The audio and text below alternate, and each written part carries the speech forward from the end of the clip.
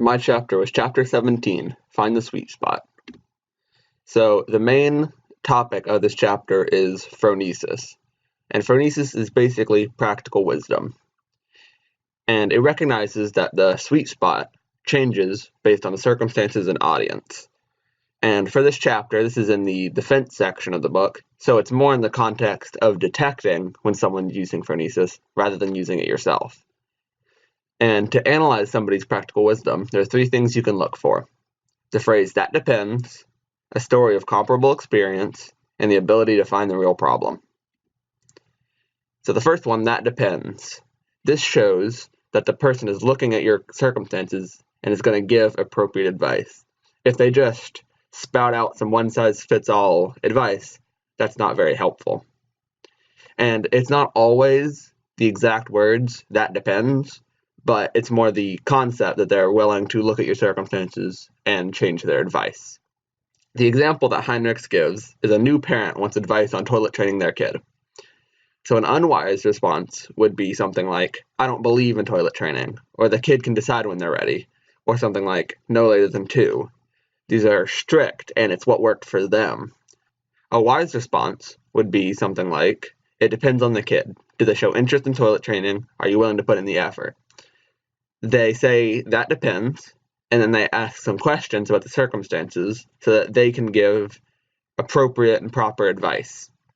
The second thing you should look for is a story of comparable experience.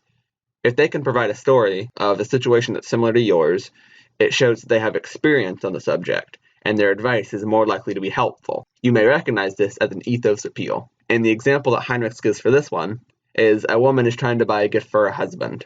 The woman asked, "What about that Bose set over there?"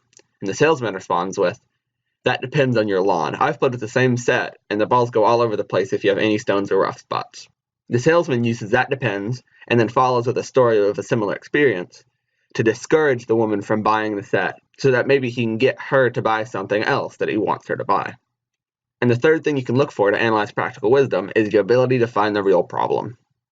If the persuader can see through the issues that you're presenting and find the real problem, they can fix the root of the problem, which will likely solve the first problem as well. So the example that Heinrichs gives here is from the TV show House. Unfortunately, you have a deeper problem. Your wife is having an affair. What? You're orange, you moron. It's one thing for you not to notice, but if your wife hasn't picked up on the fact that her husband has changed colors, she's just not paying attention. By the way, do you consume just a ridiculous amount of carrots and megadose vitamins? Carrots turn you yellow, the niacin turns you red. Find some figure paint and do the math. And get a good lawyer. So in this clip, House offers some scientific advice to help him with the orange skin, but he also finds a much deeper issue. And he's able to solve both of those issues to hopefully help the patient. Now, obviously, this is an extreme example, but it shows how somebody can look through a problem and find the real problem at the root of it.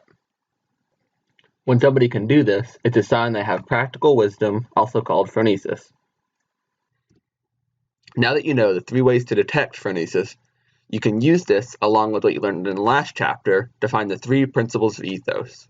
And the 3 are disinterest or caring, virtue or cause, and practical wisdom or craft. Analyzing these 3 tools together can provide a way to understand how well a persuader is using ethos. So a real-world example here would be in a job application. The person reading the applications will likely look at your caring, cause, and craft in order to see if they should hire you. For caring or disinterest, they'll see if the applicant talks about what they can do for the company, not what the company can do for them. In other words, how do their values line up with those of the company? For cause or virtue, the applicant should hit the sweet spot with her traits: aggressive, independent, and risk-taking, but not too much so. In other words, how does their personality line up with the company? And finally, craft or phronesis. The applicant should have the right experience as well as the practical wisdom to use that experience in the right way. In other words, how do their skills line up with those of the company? A job application is essentially you trying to persuade the company into hiring you.